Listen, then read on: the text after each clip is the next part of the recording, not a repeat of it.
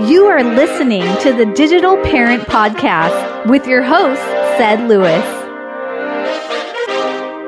Hey parents, welcome to another episode of the Digital Parent Podcast. On today's show, we are delighted to have Dr. Devorah Heitner to discuss her brand new book, Screenwise. Devorah has a PhD in media and technology, and on this episode, she and I discuss how parents can become digital mentors to their kids. So please sit back and enjoy. But before we do, a quick word from our sponsor, mSpy. Parents, mSpy is the ultimate monitoring tool for all devices. mSpy remotely tracks GPS locations, calls, text, messages, WhatsApp, Snapchat, web browsers, pictures, and much more. With mSpy, you can also restrict unwanted calls, block websites, or even block apps.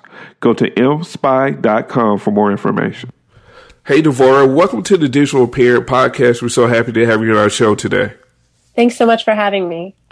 Now, Devorah, we really want to talk about your website, Raising Digital Natives, and you're kind of like one of the first people to kind of coin that term, digital natives. And we want to talk about what is a digital native and how do you define that term? That's a great question. And actually, people have been having fights about what that means for a while.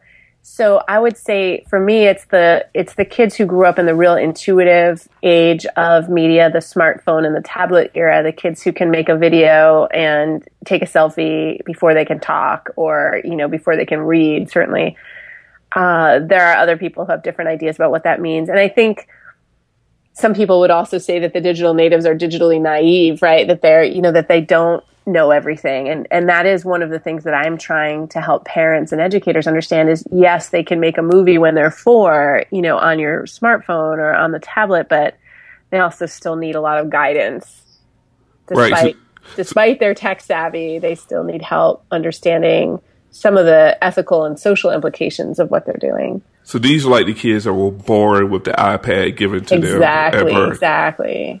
So that's probably the last 10 years. But the people have been actually using that term for a little bit longer, to be clear. And so there's a little bit of argument about what that term means. And the idea of calling adults and parents digital immigrants, I think, is especially kind of bothers some people because there are plenty of adults who work with technology every day, and maybe we didn't grow up with it, but it's become quite intuitive for us. And I would agree that there's not like a hard line between the digital natives and everyone else, but they do. I think the difference is they do expect things to be intuitive and easy, whereas we grew up maybe with technology that was more challenging.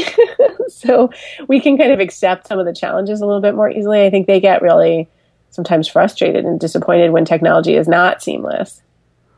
Great. So when you're out like in the community, you're talking to these digital natives, like, what are some of the things that are on these kids' mind? What are some of the things that they are really concerned about? I think one of the things that's challenging is you're growing up with this public reputation, a digital footprint, and a lot of kids get warned about what that means and they kind of have some sense that they should be thinking about it. But it's really hard to truly understand as a young child, what it means to be so public. And I think it can be a lot of stress. I think kids also find sometimes the connectivity, that just the fact of being 24/7 available once you have a device. Your connectivity is constant. And so that expectation that you're also available, even though you're a human being and you may need to sleep or eat or be unavailable for all kinds of reasons, I think that difference between what the technology can do and what human beings can do is a bit stressful. So I think connectivity is hard. I think having a reputation that extends so publicly at a young age is hard. I think being able to have access to so much information is a little bit stressful sometimes for these kids. When we were kids, we would have had to go to the library to look up some information, and that took us some time and maybe dissuaded us from doing research. And also the kids' room was kind of segregated from even the adult area of the library. So it was a real difference between now, a 4th grader can look up anything. And that's sometimes challenging because they may find information they're not ready for. They may find information that's not high quality information. They can certainly find information that could be traumatizing. So that's tough. So all of these things, this constant access to information, connectivity, and reputation are all some differences with kids these days. And that as adults, we need to be cognizant of these differences and be aware of how we're mentoring kids around these challenges. And to me, it seems like maybe that's one of the main reasons you wrote your new book, Screenwise. And I read it this morning. It's such an excellent read. It seems like one of the premises of the book is that you have all of these kids, these digital natives who are very tech savvy, but they still don't have a lot of expertise when it comes to just being a human. And that's why parents need to kind of understand that and understand the role of technology and the role of a kid just growing up. Absolutely. I mean, the challenge is that parents really do have lived experience and wisdom, and kids may have tech savvy, but we need to help them channel that in an appropriate way that supports their friendships and supports their peer connections and supports them, coming across as the best people they can be. And that's really challenging for any kid, but especially there's so many places where things can kind of go wrong in social media or in games, and it's really helpful to have your parents and your educators kind of on your side, championing you and also supporting you when things do go wrong, because that's inevitable. And that's right. And in the book, you talk about this notion of parents becoming a digital mentor to their kids.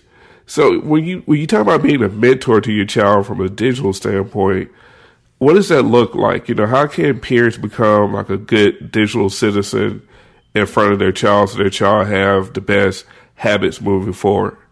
That's a great question. I think as mentors, we really want to model appropriate use of technology ourselves. And sometimes we need to be more explicit about that than we think. I mean, when we were kids, the phone was somewhere public in the house. And so we listened to our parents and we knew how they politely got off the phone or how annoyed they were when someone called at an inappropriate hour. And so a lot of things got communicated to us, without direct teaching. And now we have to really make sure that our kids know, hey, this isn't something we text about. This is the kind of news we share in person or by phone, or this isn't mine to tell. So I'm going to hold on to this news and figure out, how we're going to let someone know appropriately. Or things have gotten difficult in this conversation. So now I'm going to take it to a face-to-face and resolve it that way because this conversation has exceeded the ability of texting to kind of resolve the situation, right? So these are just a few examples where our kids need mentorship. They need us at the most basic to just show up to meal times unplugged, not have our phones out at breakfast, to be present, to not let our phones and other devices kind of rule our lives, but to kind of keep them in their place. But they also need us to model how we problem solve around issues that may come up. Maybe someone posts something about us that we don't like, or posts a picture that we prefer they take down. We need to talk to our kids about those kinds of things and say, oh, I had to write to someone today because they posted a picture of me without permission, and I'm sure they didn't mean to do anything upsetting, but I just wrote to them and I asked them to take it down, right? Just examples of how do we set boundaries, for example, to teach our kids that it's okay to have boundaries about what's shared and what's not shared. So we need to kind of be more explicit about those things and give examples too of negative interactions that we may have seen in technology so that we can share with our kids what we don't want them to do. But then we also want to give positive examples as well. So when we see an athlete or a pop star or a politician do things in the public sphere that are positive and use their reputation or even their social media in a positive way, those are some great examples to show our kids. Now, one of the things that you said in the book, which I thought was very interesting as a way for a parent to become a digital mentor, is to ask their child, especially if this is like a preteen, their permission to post pictures before they just post it.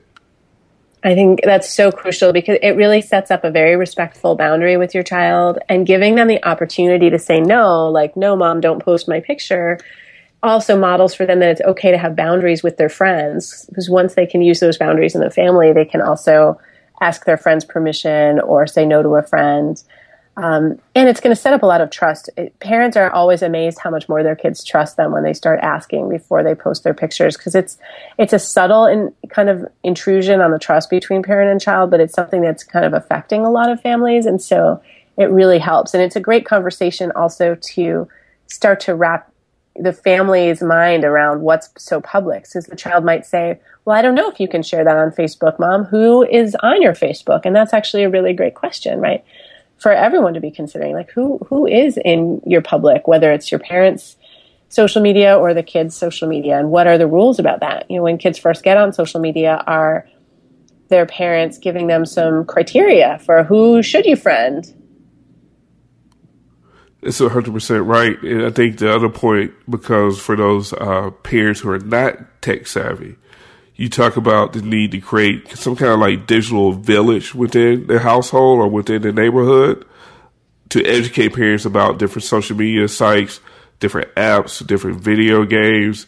So when they're creating these digital like villages, who are some of the important people to be a part of that village? That's a great conversation to have with kids. I think that we really want to look to educators to be part of that. Not that you want the teachers necessarily to be following your kid on their personal social media, because that crosses a boundary that most educators, I think, wisely are observing, that they're not, connecting with their kids on social media if it's not for a class project.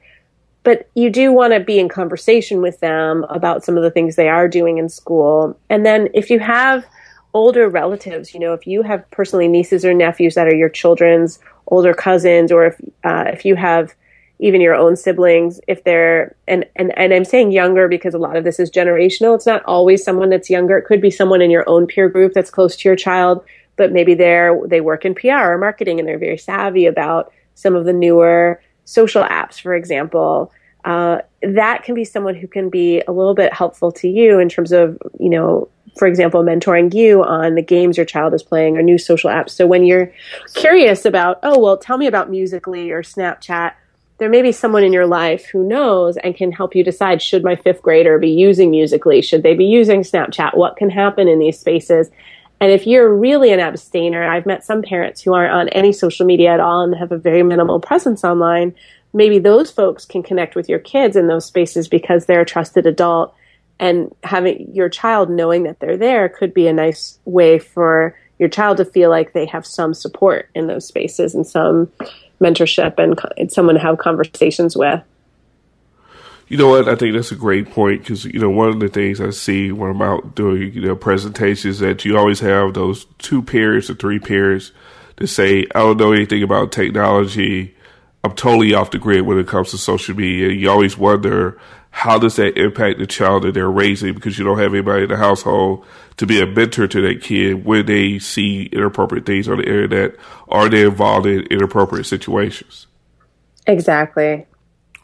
Now, one of the things you talked about was how to control like unhealthy screen habits for like kids who are not your kids. For example, in the book, I think you talked about if your child is going over to a sleepover, or if your child's hanging out with a peer next door, how do you control what your child sees when that child is outside of your presence? Like, what are some of the tips that parents could do to kind of like, control that type of behavior? Well, there are a lot of things that you can do to help to set your child up to make good choices even when they're not with you. And that's one of the reasons why we don't want to just use filtering or an app at home, because your child is going to be in other people's homes. So you want them to know, what do you do if you're at a friend's house and you see a site that isn't for kids, or your friend wants to play a game that you don't feel comfortable with, or that is against our rules. So you want to set your child up to be confident about asserting their own boundaries so that they'll make good decisions as much as possible in that scenario, knowing that it's hard and that kids aren't always going to get it right. And when they're at a friend's house, could be a lot of peer pressure. I think the section in my book you're referring to could be hell as other parents, where they're not going to make the same choices. And maybe you've decided to wait to get your kid a smartphone until middle school, and some elementary school parents are buying their kids smartphones, and you feel that it puts your child in a tough situation, but you're still holding to your plan. And I think that's real. And we can talk to our kids about every family makes different choices. Sometimes I have seen parents band together where they're a group of parents say, okay, we're all waiting. None of us are getting the smartphone this year. Let's all hold off. And they kind of make a plan. Because truly, once something does come into your child's peer group in a big way, like all the other kids having phones or a certain game, it is tough if your child isn't going to do that. But that's really up to you. So I think it's more about acknowledging that you don't have control of what other families do. And if there's a home that your child is consistently having bad experiences at, like if they've seen things that aren't appropriate and you worry that it'll happen again and you don't feel you've gotten an adequate response from the parents, they're not concerned, because it can happen anywhere. So I wouldn't be blaming other people. But if it happens again and again, or the parents are like, oh, whatever, I don't care, then you might decide that kid only plays at your house. I mean, you really don't want to send, and especially in elementary school, when your child is so young and impressionable, you don't want to just kind of continue to send them somewhere where that there's no mentorship going on and it's really a free-for-all. That is a little concerning. As your child gets older, you have to recognize that the whole world is open. And certainly if you've chosen to get them a smartphone and they have 4G, it's not really about where they are. It's about their choices and what they're doing.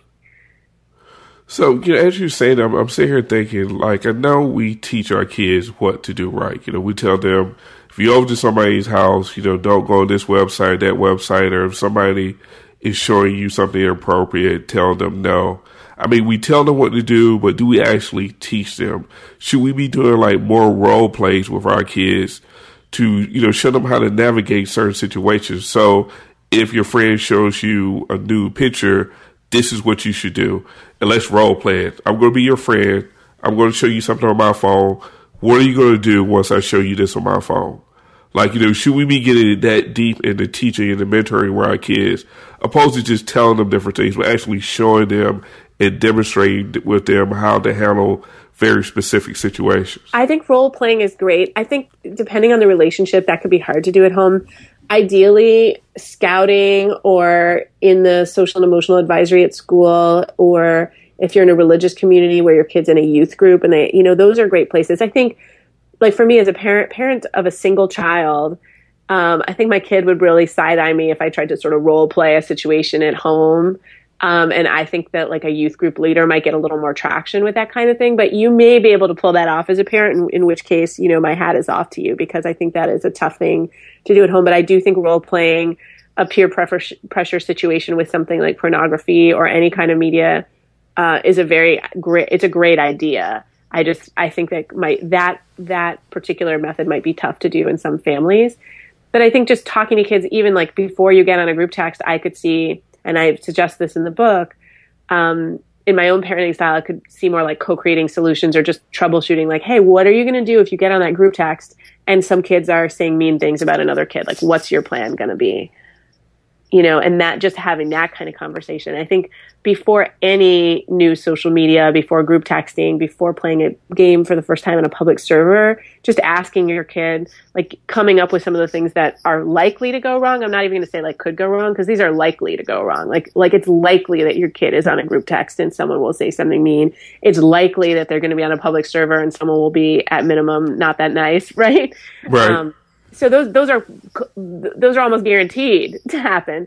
And so just saying to your kid, what are you going to do when this happens, versus saying, okay, have fun in group text, and then wait for them to come to you, because that's a little bit less likely. Now, in chapter 4 of the book, you talk about parents becoming what you refer to as tech positive parents.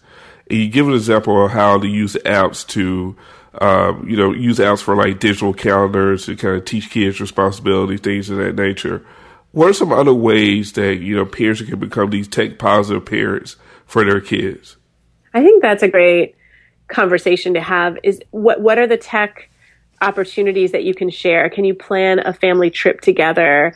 Can you enjoy choosing certain things together? Can you enjoy doing an online rating? Maybe you go somewhere and it's wonderful and you're saying hey, help me do a good Yelp review for them. Just participating in the community. If your child is an avid YouTube consumer, can they start to make YouTube videos to participate in the community on YouTube? And again, that's something I would definitely want to mentor. I wouldn't just send my 4th or 5th grader out to just post on YouTube on their own. That's a pretty big deal. But with parental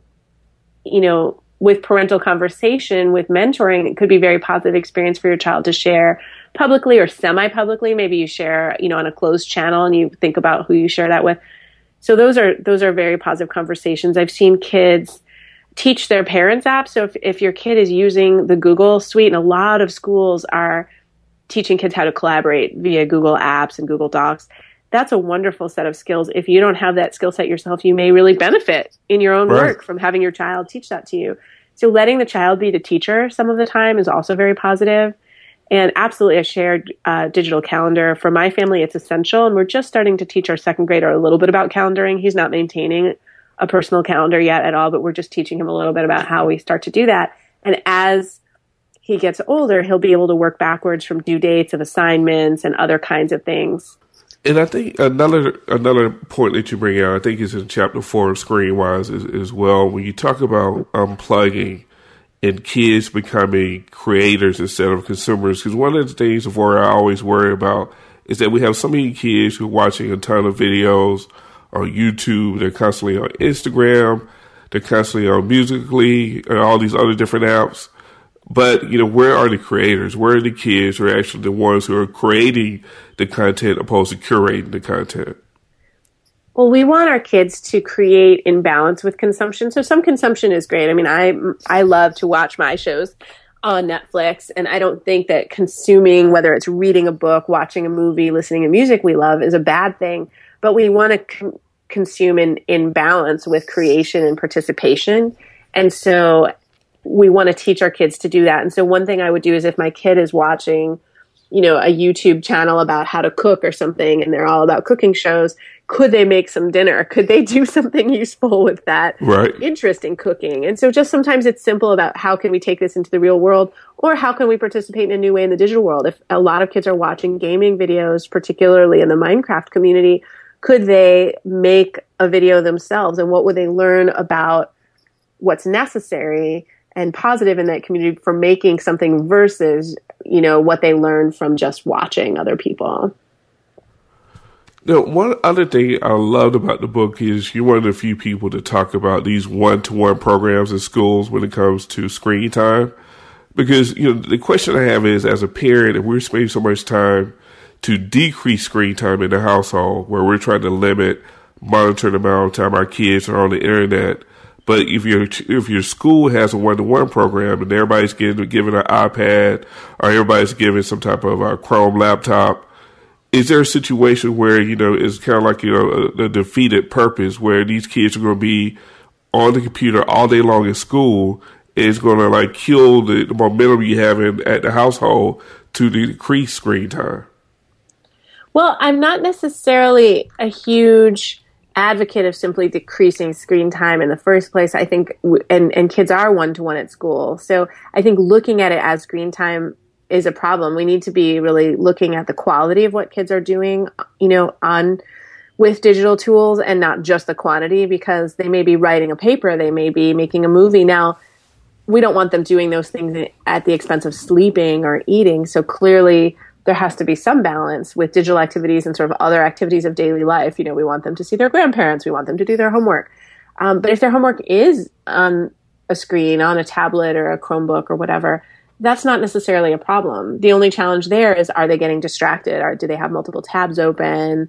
Are they double screening, right? So I wouldn't really look at decreasing screen time as the goal. I would look at the quality of one-to-one programs. Now, what I'm seeing with one-to-one is that they vary widely. There are some very high-quality programs where a lot of personalized learning is happening. Flipping the classroom is being done really well, where some of the time students, especially I'm seeing this maybe in middle and high school, where students are watching lectures and other things at home and then coming in and using the classroom more like a lab to try things out and do collaborative work. And so it makes the best use of the school day versus sitting and listening to a lecture, and then they can sit and listen to the lecture as part of their homework and take notes at home.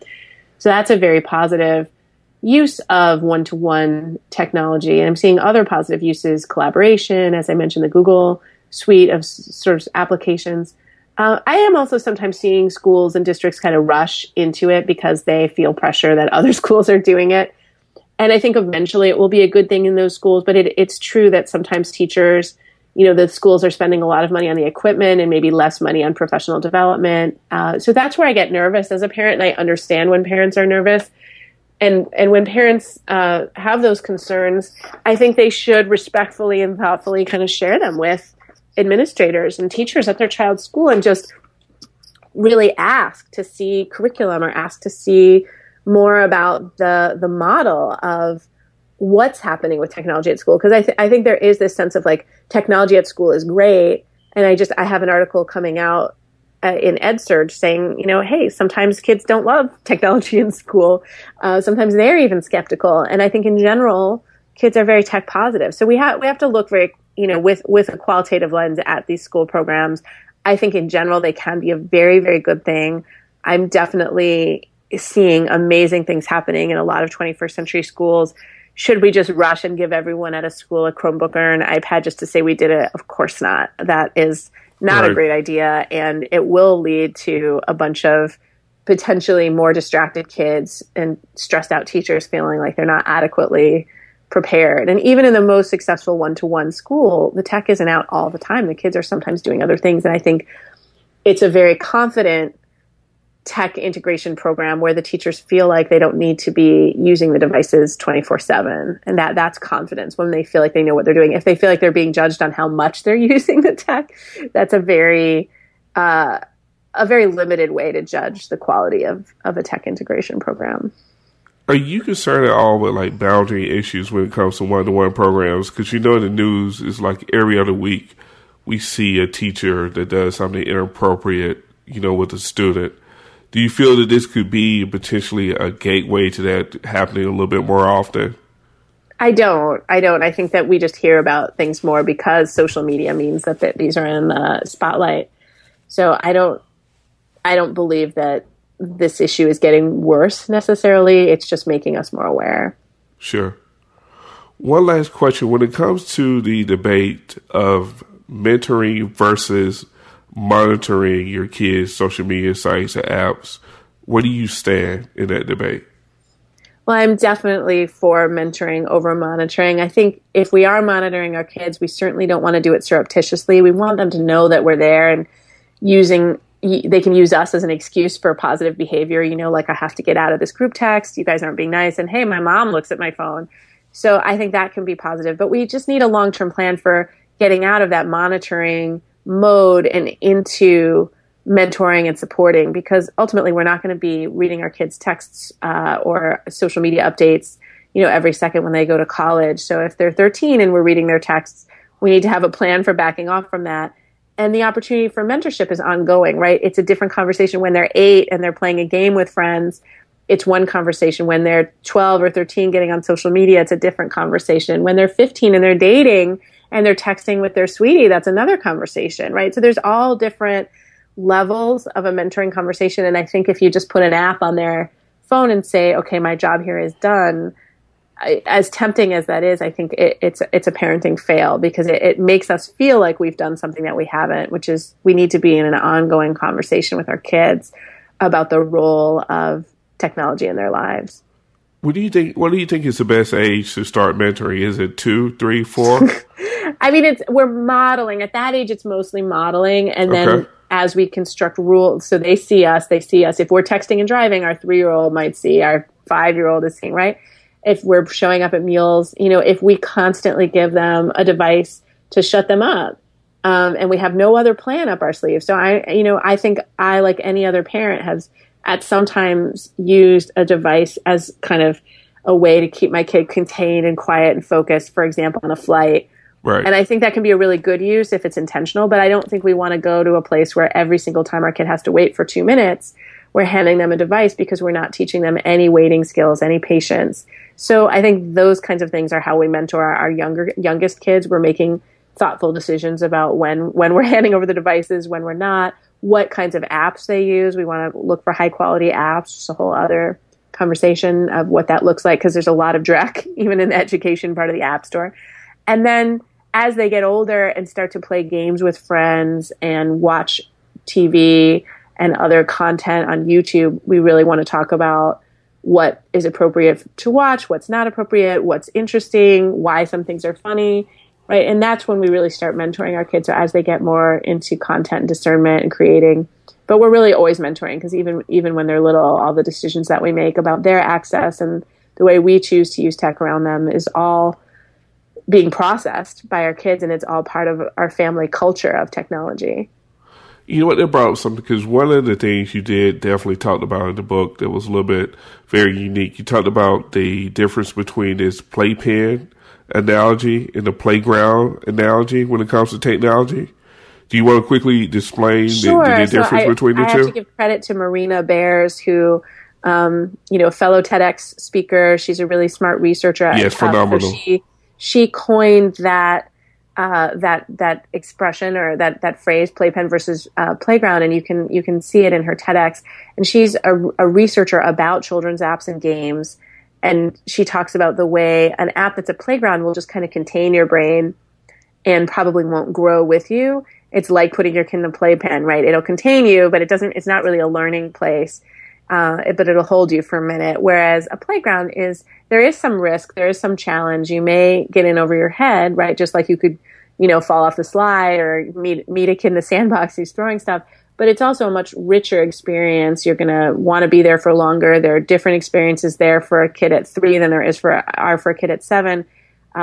So apps that are more like a playground are much more robust, complex learning environments. And she uses the example of Minecraft and Scratch Junior and some other programming languages and games that are more like playgrounds. And I really like that. And I find that's helpful to parents. I think sometimes parents are just overwhelmed by the number of apps. And so I would also suggest using resources. My friend Amy Kraft has a blog out of New York that is a great blog about kids. Geek Dad is another blog within Wired Magazine, Common Sense Media. There are a lot of places that review apps. So you don't have to feel like you have to know everything. You can also ask other parents of kids, your kids' age and older in your community, hey, have you tried this app? And don't be afraid to try something and get rid of it, too, if you just try it and it's kind of junk. Or if you find your child's behavior is disastrous with the app or the game, it doesn't work for your family. So I also think some experimentation. But there are, unfortunately, a lot of very poorly designed apps. And so the App Store is, to use another term that my friend Lisa Guernsey uses in her book, it's kind of a Wild West, the App Store. So you do want to go in with some knowledge and planning as opposed to just kind of trying to doodle around in the App Store and find apps. I agree with you. I do highly recommend playing around with apps and then delete the app, because I had to do that over the weekend with Musical.ly, because everybody in my kids' class has downloaded that app. So I was probably only 40-year-old with an account on the app to kind of see what it was about. But it was very interesting of how the app works and how, kids like to play it, how they make these videos, and how hot and how much traction the app has gotten over the past probably 6 months or so. Absolutely. So, yes, I definitely recommend if you see something new on your kid's phone, download it, try it out. You learn a lot more than you will by Googling it. Absolutely. And Musical.ly is a great example of, I think a lot of parents had some negative surprises with Musical.ly, even though there's some great things about Musical.ly. I think it's not for every family. It's not for every kid. And it is an app that you, especially for younger kids, you do want to kind of have a look at what they're doing and engage with them about it as opposed to just letting them run off with it. Oh, yes. The biggest issue, if you don't like cursing, you may really want to delete the app, because the majority of the videos are pretty raunchy as far as some of the lyrics and some of the songs that the kids are lip syncing to. Absolutely. Well, hey, Devorah, we really appreciate you being on the show. When does the book Screenwise officially is going to be released? September 6th. Oh, wow, it's right around the corner. So, yeah, it's happening. It's already actually shipping from Amazon now, even though it's launching on the 6th. So you can find it on Amazon, Screenwise. So any other place that they can find the book? Yeah, you can also get it through Barnes & Noble online or your local bookstore. And if your local indie bookstore doesn't have it, they can get it within 24 to 48 hours. So if you want to support your local indies, go ahead and let them know you'd like the book, and they can get it from my publisher. And can they get the digital version on iTunes as well? Absolutely. Well, it's on Kindle. Okay. And where can families and the kids, where can they reach you on social media to kind of keep up with your work, Devorah? Sure. You can always find me on Twitter, which is at Devorah Heitner, or on Facebook, which is facebook.com/raisingdigitalnatives. Or you can just reach out to me directly via my website, raisingdigitalnatives.com. There's a contact there.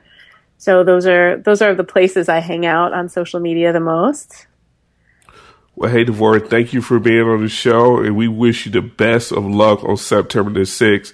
This book is amazing. I read it this morning. I know a lot of parents are going to get a lot out of it. Thank you so much. I really appreciate it. Hey, guys, I hope you really enjoyed the episode with Devorah. Please go and purchase her book, Screenwise, on Amazon as soon as possible.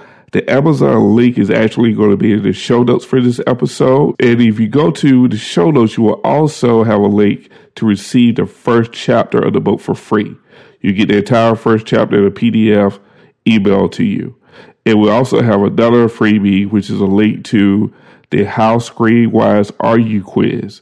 It's a quick quiz that's designed by Devorah that will tell you as a parent how good you are when it comes to monitoring your kids on the different devices that they have. I took the Screenwise quiz in less than a minute, found out a lot of valuable information about myself as a parent. I think you'll enjoy it. And as always, please go to iTunes and rate this podcast and let us know how you think. Until the next time.